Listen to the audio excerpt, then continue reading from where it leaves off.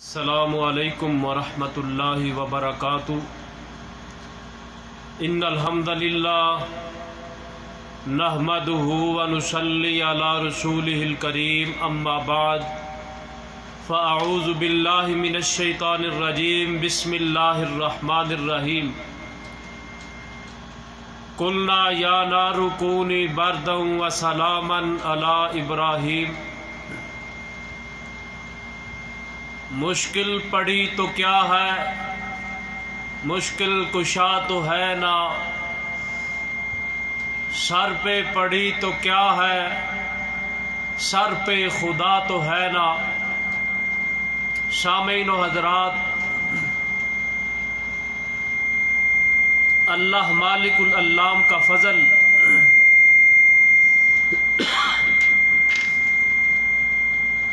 کہ اس مالک کائنات نے الحمدللہ چینل پیغام مصطفیٰ خلیل پہ بات کرنے کی، آپ لوگوں تک پیغام پہنچانے کی مالک نے توفیق خاص عطا فرمائی ہے۔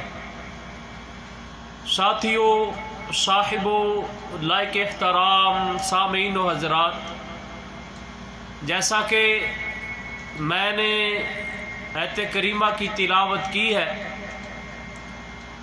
اللہ مالک العلام نے یہ آیت کریمہ کس موقع پہ نازل فرمائی اور اس کا مفہوم کیا ہے اور اس کے نازل کرنے کا مقصد کیا تھا۔ جیسا کہ آپ لوگ اس بات کو جانتے ہیں کہ پیارے ابراہیم علیہ السلام نے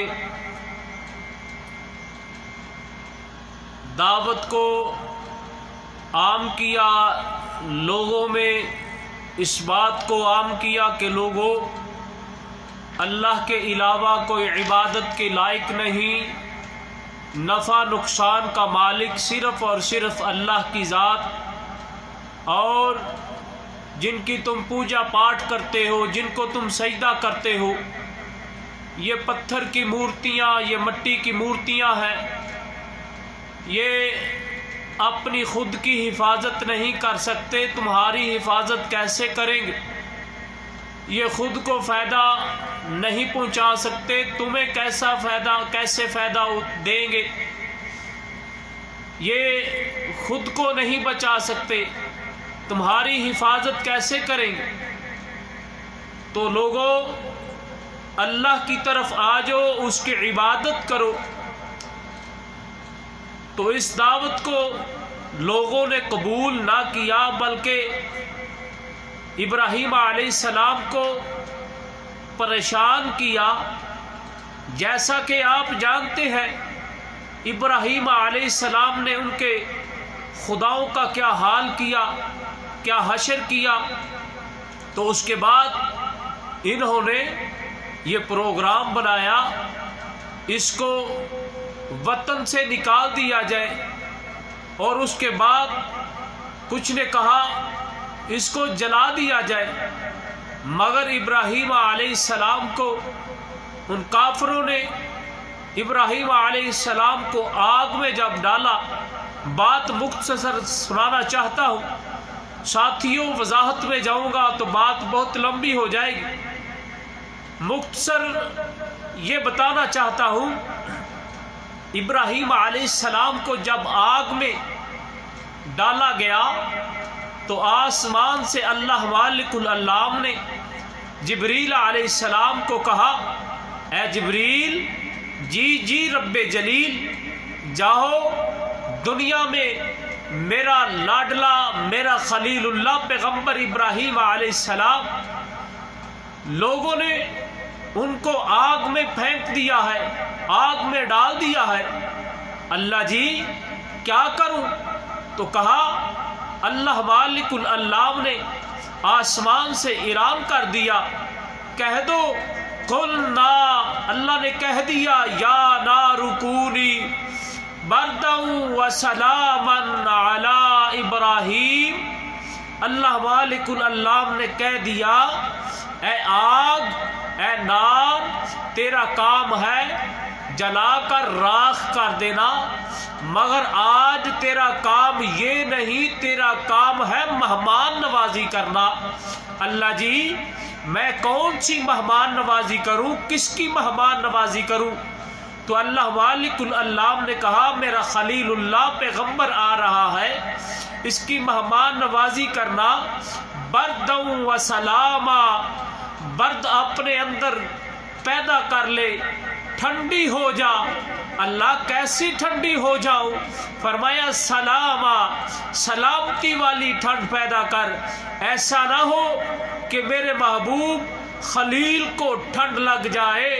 میرے محبوب کی مہمان نوازی ایسے کرنا کہ میرے خلیل کے ایک رونگٹے، ایک لو کو بھی ٹھنڈ نہ لگے۔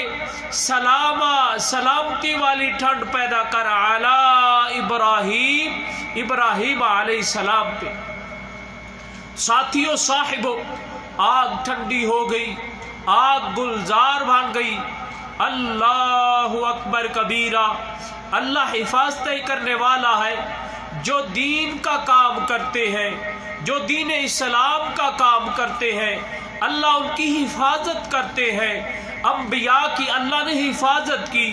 جو دین کا کام کرتے ہیں اللہ ان سے امتحان لیا کرتے ہیں۔ اگر امتحان میں کامیاب ہوئے تو اللہ مالک العلام جنت کا داخلہ عطا فرماتے ہیں۔ اللہ اکبر کبیرہ۔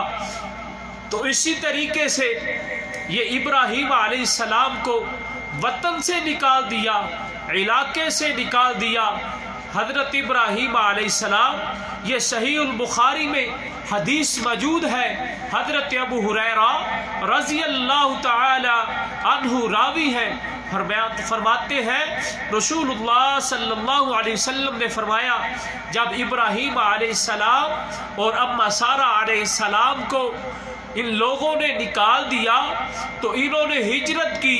دوران ہجرت ایک ایسے علاقے سے ان کا گزر ہوا، اس علاقے کا جو بادشاہ تھا، جو ظالم بادشاہ حاکم تھا، اس کو لوگوں نے بتا دیا کہ ابراہیم نام کا ایک آدمی آ رہا ہے اور اس کے ساتھ خوبرو، خوبصورت اس کی عورت ہے۔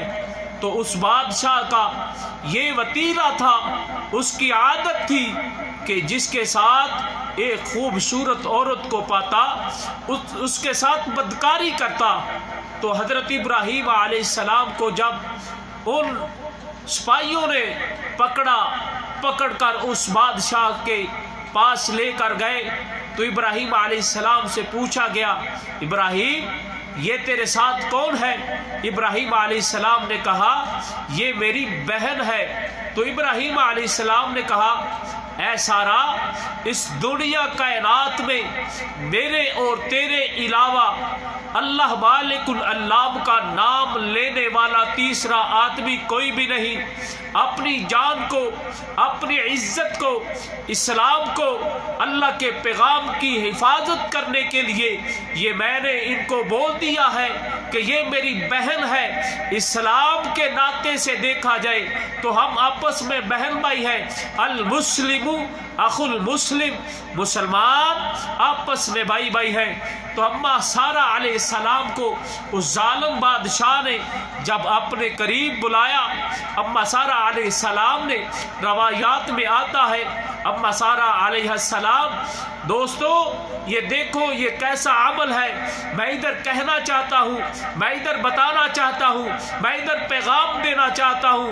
پیارے محبوب پیغمبر جناب محمد الرسول اللہ صلی اللہ علیہ وسلم نے فرمایا دنیا میں جتنی بھی بڑی پریشانی آئے، دنیا میں جتنی بھی بڑی مصیبت آئے، دنیا میں جتنی بھی بڑی آفت کا سامنا کرنا پڑے تو اللہ کو حاضر ناظر سمجھتے ہوئے وضو کرتے جاؤ، اور وضو کرنے کے بعد 2 نفل پڑھو، نماز نفل پڑھو۔ اللہ مالک العلام کو یاد کرو گے، اللہ تمہاری تمام قسم کی پریشانیوں کو دور کر دے گا۔ تو اسی طریقے سے اما سارہ علیہ السلام نے وضو کیا، وضو کرنے کے بعد 2 نفل پڑھے اور دعا کی، اے اللہ اللہ اکبر کبیرہ۔ اما سارہ علیہ السلام دعا کرتی ہے، اللہم ان کنت آمنت بک وبرسولک اللہ واحسنت فرجی الا علی زوجی فلا تسلط علی الکافر۔ اے اللہ میں نے اپنی عزت کی حفاظت کی ہے، میں نے اپنی عزت کی حفاظت کی ہے، تیرے رسول کے علاوہ میں نے اس عزت کی حفاظت کی ہے۔ اے اللہ میں چاہتی ہوں میری عزت کی حفاظت فرما، اس سے میرے سے محفوظ فرما، اس سے میرے کو محفوظ فرما۔ یہ دعا کی اما سارہ علیہ السلام نے دعا کر رہی ہے تو کیا ہوا، وہ ظالم بادشاہ کے ہاتھ ٹیڑھے ہو گئے، منہ کے بل گرا اور کہنے لگا، اے لوگوں تم نے میرے پاس ایک جن کو بھیج دیا ہے، یہ عورت نہیں۔ اما سارہ علیہ السلام نے دعا کی، اللہ اس کو تندرستی دے دے، کہیں ایسا نہ ہو یہ مر جائے، قتل میرے پہ پڑ جائے۔ اما سارہ علیہ السلام نے دعا کی۔ ساتھیوں، صاحبوں، لائق احترام سامعین و حضرات، اما سارہ علیہ السلام نے دعا کی، اس نے پھر کوشش کی، حتیٰ کہ 3 بار ایسا ہوا تو اس نے چھوڑ دیا۔ چھوڑنے کے ساتھ اس نے کیا کیا، اما ہاجرہ علیہ السلام کو تحفہ دے دیا۔ کس لیے تحفہ دیا؟ کہ تو نے دعا کی ہے، تیرے دعا کرنے کی وجہ سے آج میری جان بچی ہے، میں تیرے کو تحفہ دیتا ہوں، یہ لے جا۔ اما ہاجرہ علیہ السلام کو دیا تو حضرت ابراہیم علیہ السلام کے پاس آئی، آ کر کہتی ہے، میرے اللہ نے میری عزت کی حفاظت کی ہے، اللہ نے میری عزت کی حفاظت کرنے کے ساتھ اللہ مالک العلام نے یہ ہاجرہ عطا فرمائی ہے۔ اس کے بعد حضرت ابراہیم علیہ السلام کی آزمائش ہے اولاد کے حوالے سے، انشاءاللہ آنے والے درس میں اس کو بیان کیا جائے گا۔ اللہ سے دعا ہے اللہ جتنے بھی لوگ بیمار ہیں اللہ ان کو شفاء کاملہ عاجلہ عطا فرمائے، اللہ جتنے بھی لوگ پریشان ہیں اللہ ان کی پریشانیوں کو دور کرتے ہوئے اپنی رحمت کا نزول فرمائے، اللہ جتنے بھی لوگ بے اولاد ہیں اللہ ان کو نیک صالح اولاد عطا فرما۔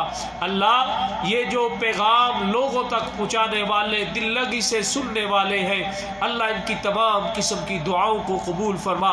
وآخر دعوانا ان الحمدللہ رب العالمین، سبحان ربک رب العزت عما یصفون وسلام علی المرسلین والحمدللہ رب العالمین، والسلام علیکم ورحمۃ اللہ وبرکاتہ۔